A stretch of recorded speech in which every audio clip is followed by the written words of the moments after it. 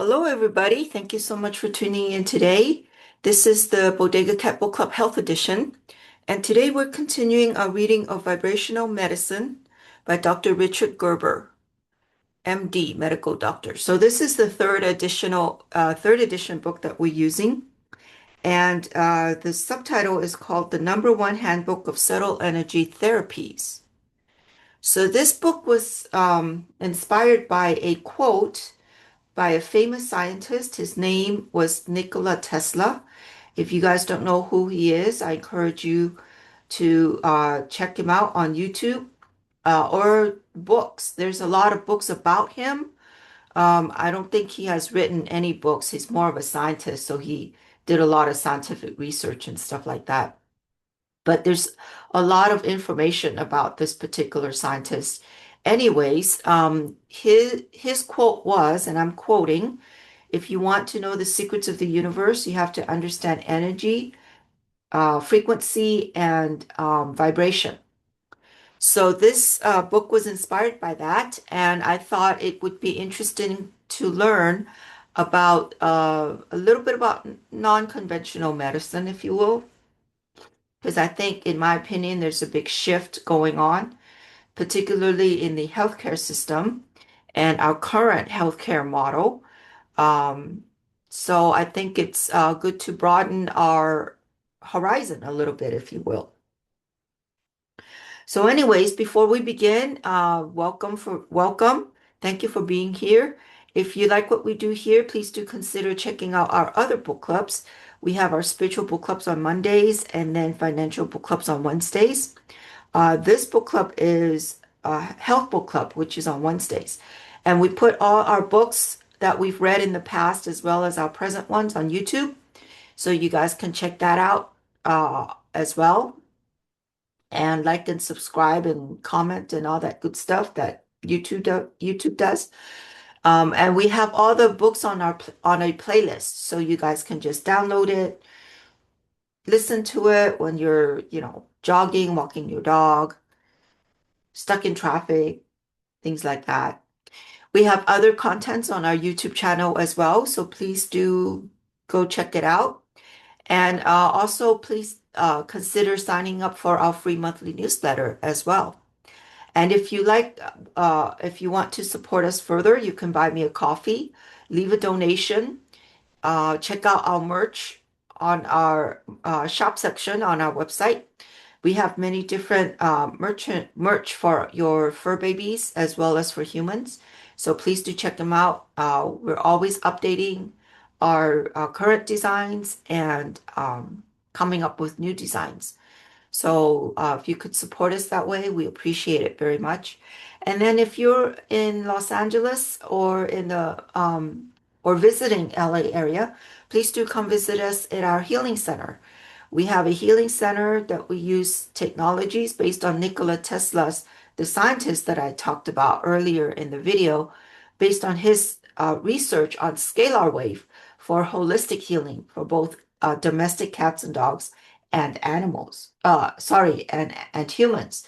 So please do check them out. I have all the information on my website as well as our other services as well. So please, learn about it, read about it, and come join us at our healing center. We'd love to meet you in person and get to know you in person.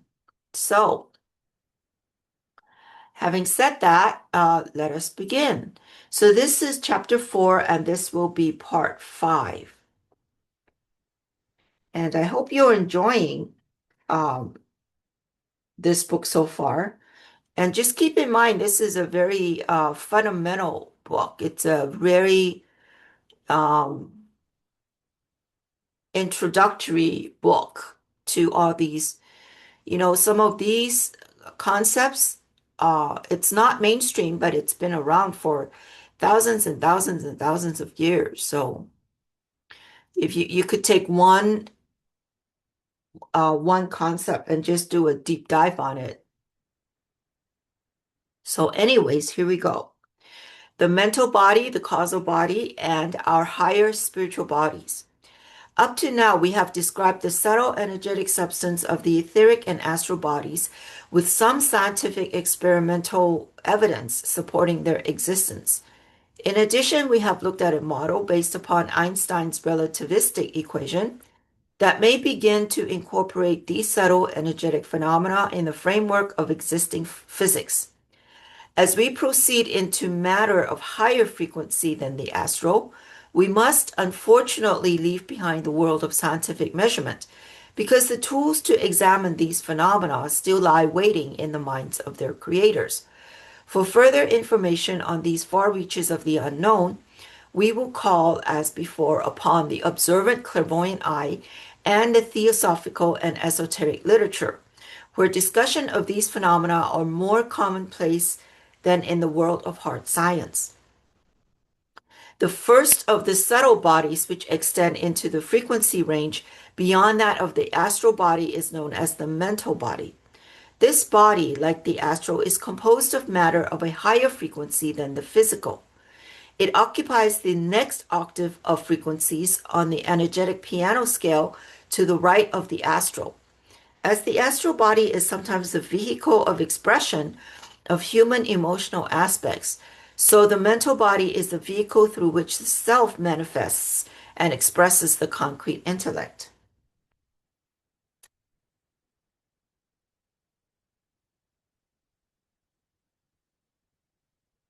Like the astral body, the mental body also has corresponding chakras, which are linked ultimately to the physical form.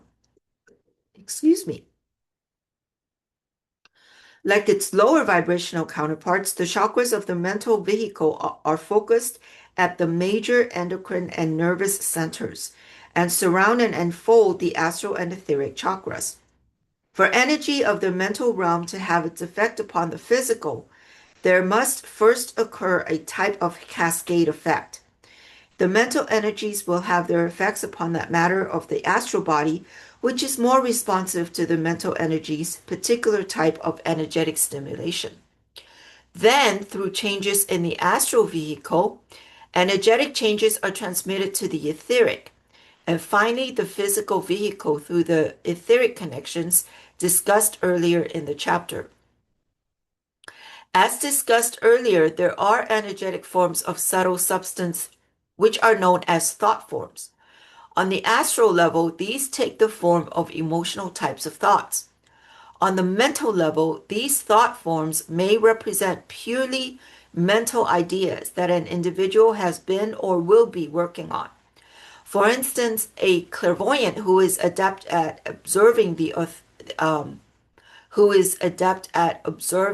auric field of an individual to the level of the mental may see images of ideas, concepts, and inventions the person has been mentally laboring over over that will appear to be floating like picture bubbles in that individual's auric field. If the mental body is if the mental body is functioning properly, it allows an individual to think clearly and to focus his or her mental images in appropriate directions with force, vigor, and clarity. Because the mental body feeds energy into the astral and emotional body, which then funnels down into the etheric and physical bodies, healing a person at the mental level is stronger and produces longer lasting results than healing from either the astral or etheric levels. At the next highest level of subtle energetic substance, we find the vehicle known as the causal body. In many ways, it is the causal body which is the closest thing to that which we call our higher self. The causal body is composed of subtle substance of yet a higher vibrational frequency than the mental body. Its frequency is perhaps one octave higher on the subtle energetic harmonic scale, whereas the mental body is more concerned with the creation and transmission of concrete thoughts and ideas to the brain. Sorry, missed a line there. Um, Whereas the mental body is more concerned with the creation and transmission of concrete thoughts and ideas to the brain. Okay, I got it. For their expression and manifestation upon the physical plane, the causal body is involved with the area of abstract ideas and concepts. Causal consciousness deals with the essence of a subject, while the mental level studies the subject's details. The lower mental body dwells upon mental images obtained from sensations and analytically reasons about purely concrete objects. The causal body deals with the essence of substance and the true causes behind the illusion of appearances. The causal plane is a world of realities. On this plane, we no longer deal with emotions, ideas, or conceptions, but with the essence and underlying nature of the thing in question. Unlike the etheric, astral, or mental vehicles, the causal body is much more than an individualized body. So I'll read that again because the author italicized that sentence. Unlike the etheric, astral, or mental vehicles, the causal body is much more than an individualized body. In addition, when we deal with the causal vehicle, we are no longer dealing specifically with the single personality of the individual that is expressing itself through the physical body. Just as the mental body first has its effect upon the astral and then cascades down to the etheric and the physical, so the causal body has its initial input at the level of the mental and then moves down the energetic scale. Thus, healing from the causal level will have more powerful effects than integrating at the mental or lower energetic levels of body and personality integration. Beyond the causal form, there are considered to be even higher frequency subtle energetic dimensions which have their input into the human energetic system. They are involved with higher levels of spiritual energy and essence than the systems we have already described. It is beyond the scope of this text to elaborate upon their specific functions. Suffice it to say that there are other levels of subtle energetic effects of even higher frequency nature than the causal body, which ultimately impact upon the physical and personality expression of the human form in its sojourns upon the physical plane.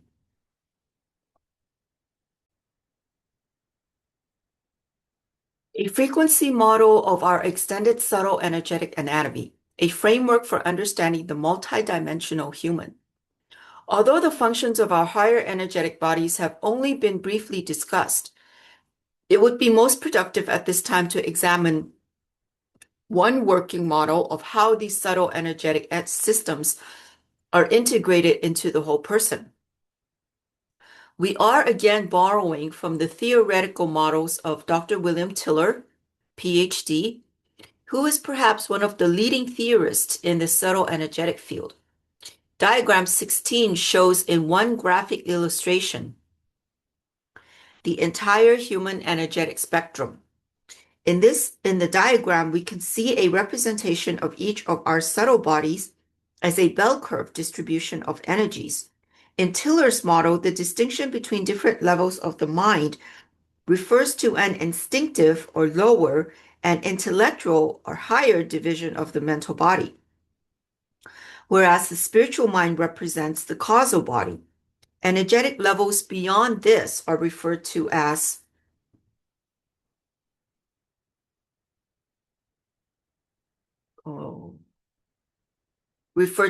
spirit for simplicity's sake. Each bell curve describes an energetic distribution of the frequencies of matter, which make up an individual's different subtle energetic bodies. So here's the diagram of diagram 16, which is a pictograph, I guess you could say, a picture of the frequency model of the human subtle bodies. So let me move the camera out a little bit here. This looks kind of complicated. Okay, so you could see the whole, if you have a camera or your book, you could see the whole picture here. If not, I don't know. I'll try my best for those who are just listening. to describe it as best I could. But anyways, okay, so on you have a chart. On the left chart, there is the intensity and an arrow going up. And then on the bottom, there is the temporal reality. It's split into a couple sections. So there's the temporal reality on the left. In the middle is containment vehicle. And then on the left is indestructible reality.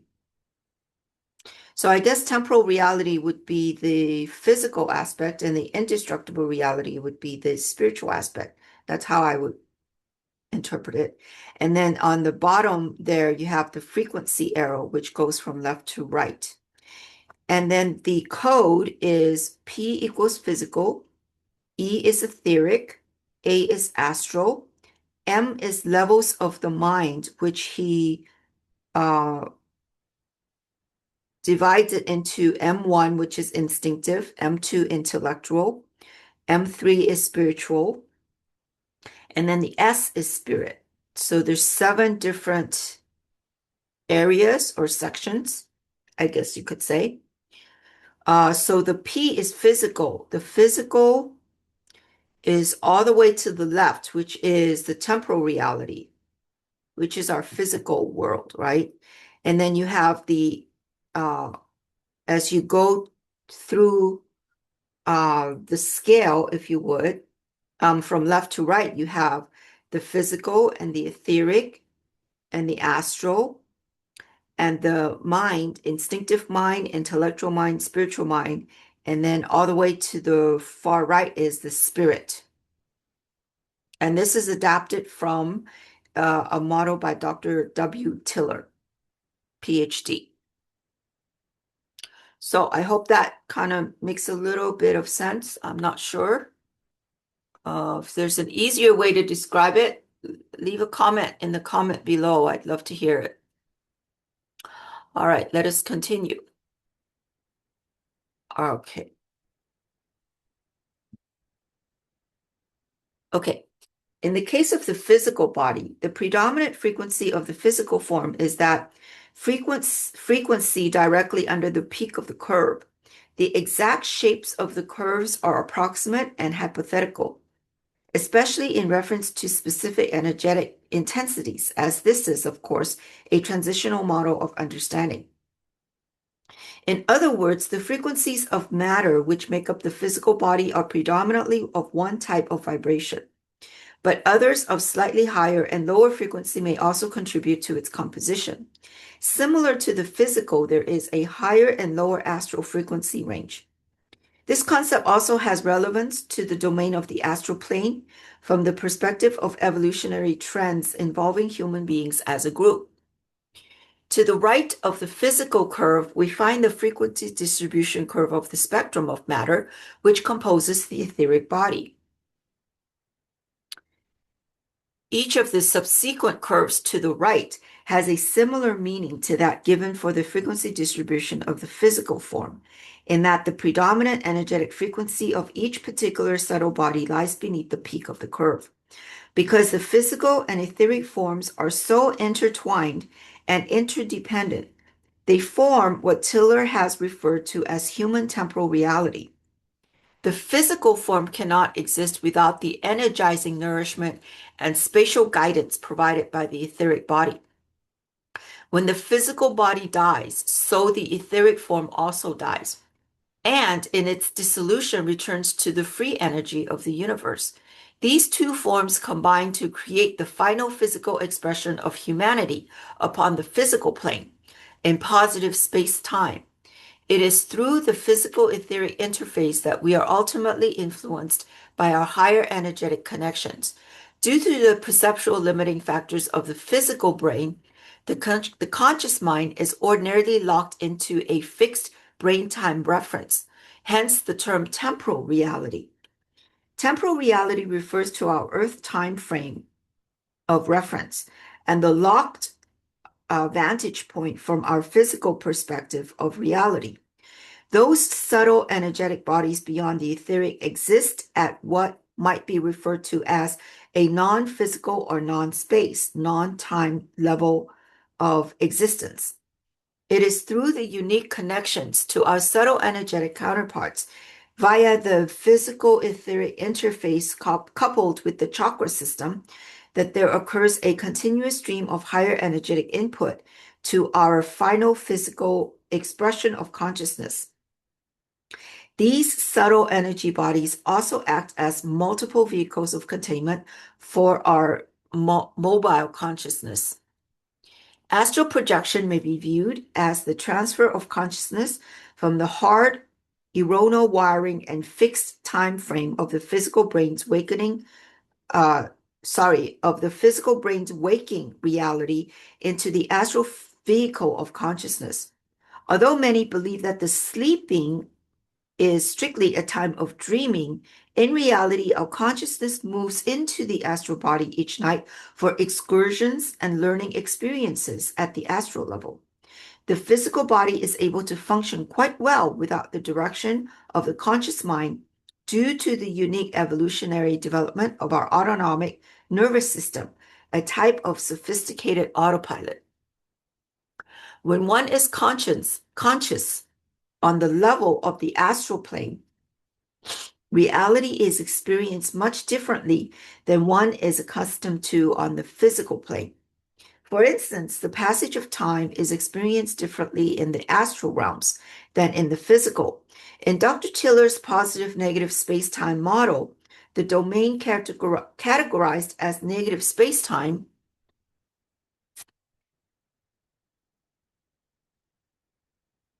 is thought to have negative time flow. Physicists conceive that tachyonic particles would also flow backward in time. As negative spacetime displays negative entropy, so it is predicted to have negative time flow as well. In actuality, the astral realm exists at some perspective outside of the conventional spacetime reference, i.e., non-space, non-time, than the one which we are accustomed to experiencing at the physical level.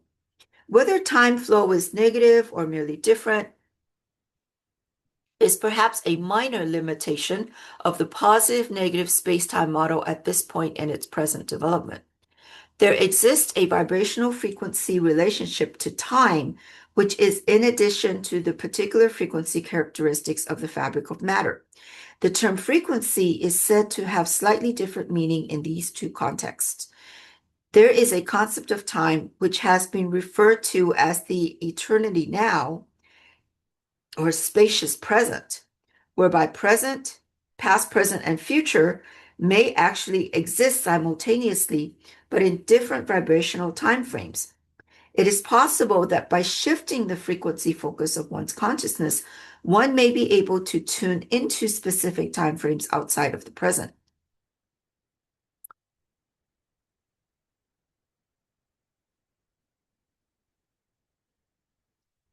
Oh, sorry, lost my place there for a minute. I'm just kind of getting my bearings here. In actuality, by shifting one's frequency focus, one may be shifting his or her consciousness from the viewing perspective of the physical up to the astral, mental, causal, and higher energetic levels, which are all a part of our total energetic expression. If there is a cosmic hologram, it might be metaphorically compared to magnetic patterns recorded on a cosmic videotape of the universal candid camera. One might consider that a videotape of past, present, and future has already been filmed and recorded at some energetic level of subtle substance, i.e., a universal magnetic recording media. You could call, just a side note, you could call that the Akashic Records. Because we are hypothetically dealing with a holographic videotape, each individual would theoretically have his or her own cassette copy of the universal movie, i.e., every piece contains the whole. This is basically an extension of the universal hologram concept discussed in the first chapter. The only change is that we have now expanded the dynamically changing photograph to a videotape. The basic hardware of consciousness gives each individual his or her own video recorder to view the tape. if he or she can only learn to operate the fine-tuned mechanism of his or her consciousness properly. The fact that this analogy deals with pre-recorded tapes of how the universe will turn out is not to imply predestination and immovable fates, because there are other rationales, such as probable universes, free will, and the multiple viewing angles of stored holograms, which can easily get us around that limited concept.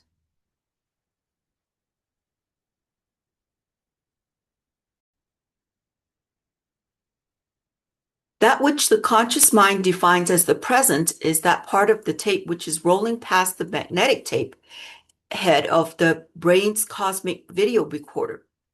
Because of the neurological wiring of the physical brain is relatively fixed, it can only perceive from the perspective of the tape head.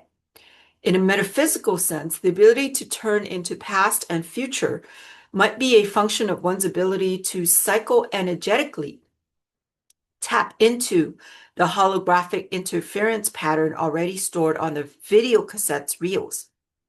Some esoteric sources refer to these archives as the Akashic Records. Hey, I just said that. Imagine that. The ability to tune into information stored at a sequence on the videotape, which is not currently in front of the tape head, may similarly be a function of being able to shift the frequency of one's consciousness into a different space-time synchronization, the specifics of which are little understood at this time. The ability to see the universe from different perspectives may be a reflection of the different vantage points of perception of our subtle energetic vehicles of expression, such as the astral, mental, and causal bodies.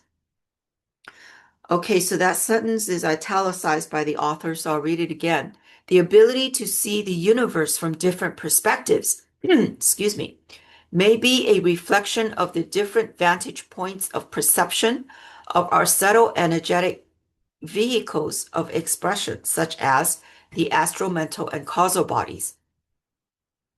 In addition to its different time perspective, the astral, as mentioned previously, is also the realm of the emotional and desire aspects of human personality. Because of this, one frequently finds that the consciousness of the individual may occasionally take on a more emotional orientation when traveling through astral realms of existence. This depends also on whether one is traversing what has been referred to as the higher or lower astral realms. The fact that there are travelers through these regions suggests that there are both visitors, tourists, as well as local inhabitants of the astral realm. One of the interesting aspects of Dr. Tiller's model is what he refers to as the ratchet effect. As discussed previously, energetic interactions which originate at the higher subtle levels, such as the mental level, must first have their impact upon the astral vehicle. The changes in the astral are similarly transmitted to the etheric vehicle, and from there via the physical etheric interface to the physical body for its final expression. Similarly, energy inputs from the causal level must first filter down through the mental level and so on to lower energetic levels of substance. This cascade effect down the different curves from those at the far right in diagram 16 all the way to the physical curve is what Tiller refers to as the ratchet effect. Of course, even though we're dealing with different levels of energetic substance, we must remember that each of the bodies are actually spatially superimposed over the physical form. The clarity and definition with which a psychic may perceive someone's auric field may be a function of the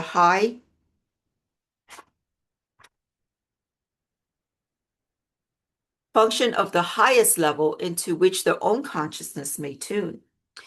Those psychics who can see only a thin band of energy about the body are probably only able to tune into the etheric level. Those psychics who can see not only the etheric but the extended ovoid forms, colors, and pictures, thought forms, in the outer auric field are able to tune their consciousness up to the astral, mental, and higher levels. At these higher levels of consciousness and form, The subtle energetic counterparts of the chakras are able to perceive and process energies relating to their own level of substance. And here's a diagram 17, the human energy field. And let me move the camera out a little bit so you guys can see the whole picture if you have a book or if you're looking at the camera. Okay, so for those who are just listening, I'm just going to describe it as best I could. So here we have a picture of the shadow of a human body standing. And then from the human body, you have the auric field, which goes out. They said 15 feet. That's a lot.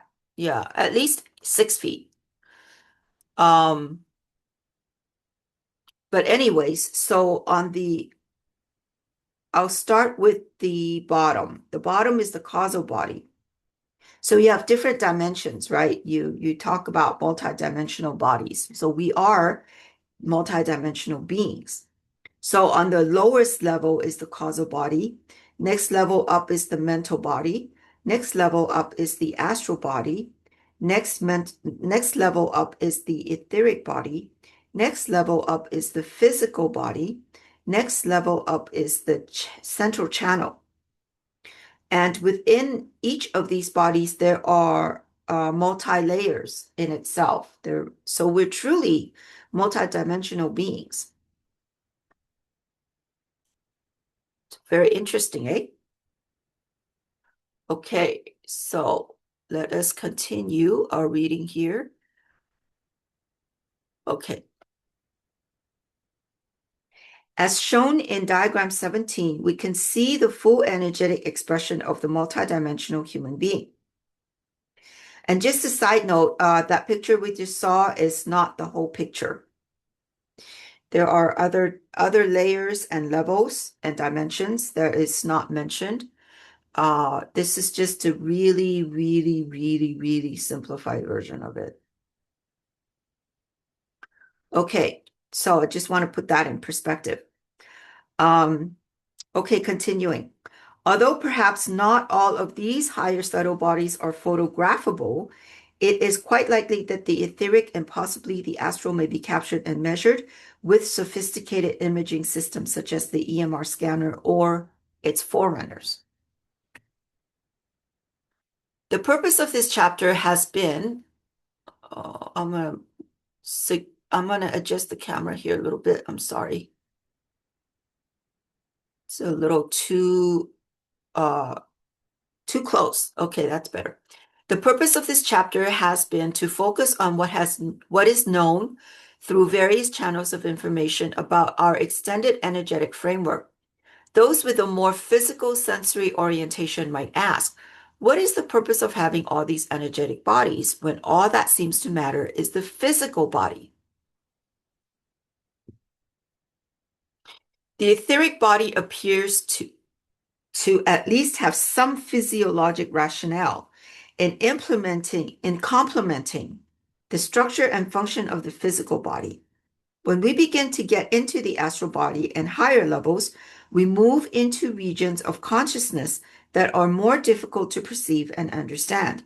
There is a model which does make sense of these interconnected energy bodies and explains why they have evolved as an intricate part of our personality and physical expression. Okay, we will stop here for now. Well, I hope you enjoyed that little section. Let me know what you think. Have you learned anything new? Is this a review? Is this something you know already? What do you think about the multidimensional aspects of our bodies? That kind of puts it kind of gives a little perspectives on being a human, doesn't it? It's not just that we're not just physical beings, but many different other dimensions as well. Anyways, let me know what you think. Leave your comments below. And thank you again for being here. And we will see you next time at our next book club. Okay, bye-bye now.